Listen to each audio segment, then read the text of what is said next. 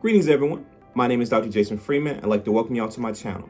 In this video, I review the three-part documentary series, Uprising, directed by Steve McQueen and James Rogan. I'm gonna tell you what I liked about the film, I'm gonna tell you what I didn't like about the film, then I'm gonna tell you why I think you should see the film or just skip it.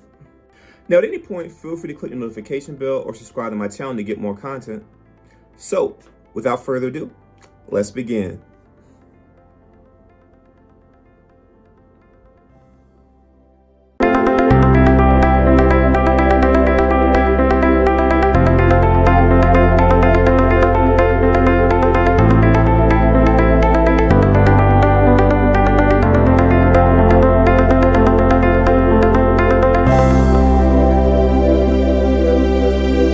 Uprising is a documentary series that ran on the BBC in July of 2021, and as of right now is currently available in the US on Amazon Prime. By the way, if you're interested in a 30-day free trial of Amazon Prime, please click the link in the description below. The docuseries chronicles a series of events that led up to the 1981 Brixton riots. It starts with the rising tensions between the National Front, which is a British white supremacist group, and the Afro-Caribbean community in Brixton. It then describes the New Cross house fire, which killed 13 young Black British youth that many believe was actually caused by a firebomb thrown by the National Front. It then describes the Black People's Day of Action, which was a large march that took place in March of 1981, where at least 20,000 people marched from Fordham Park to Hyde Park in London in response to the racial violence directed towards Black British people. The docuseries concludes by describing in detail the Brixton uprising that took place in April 1981, as well as the direct response to the uprising from the UK government. So, what did I like about the docuseries? Well, first and foremost, what I liked about the docuseries is that it really showed the events that really led up to the Brixton uprising. Now, those of you who are familiar with my channel may have seen my review of the Small Axe episode, Alex Weedle. Now, one of my big critiques of that particular episode was that it didn't really show a run-up to the Brixton riots.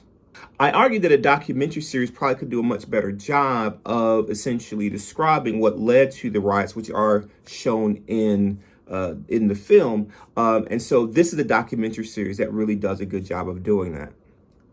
Another thing I really liked about the docuseries is that it really humanized the victims of the New Cross house fire. We get to hear the stories of the people who were killed in the fire, as well as from those who survived it. The first-person testimony of the survivors, as well as what we hear from the loved ones of those who died, really evokes strong emotions.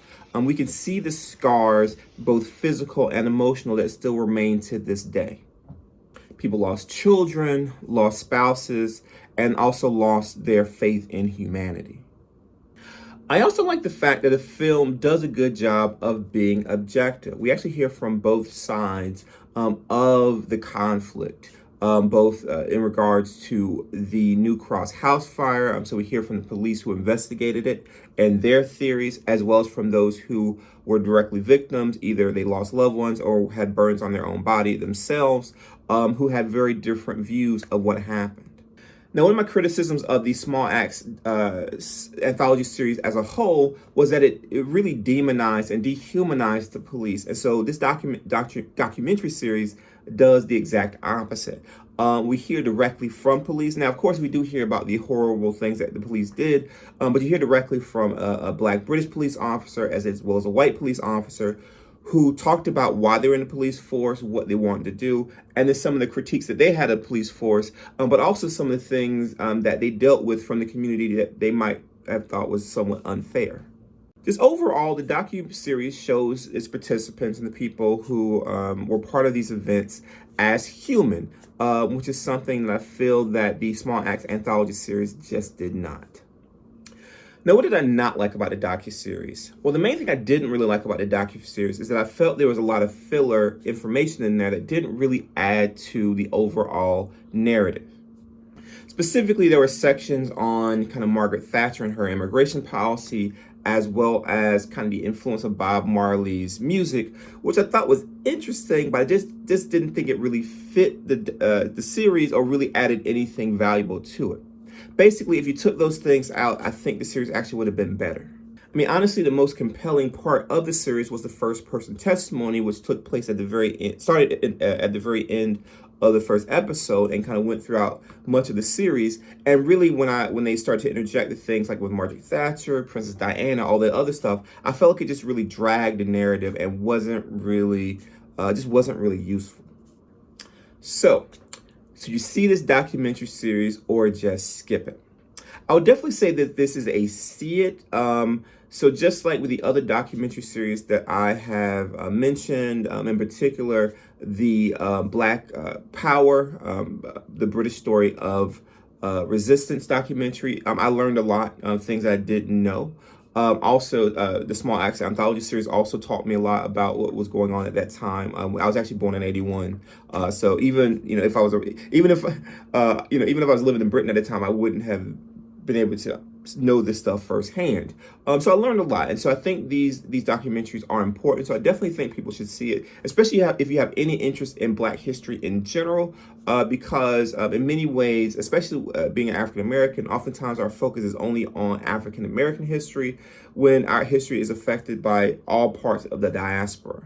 The other thing this docuseries does is really show that the plight of African Americans and the plight of Black British aren't really that different.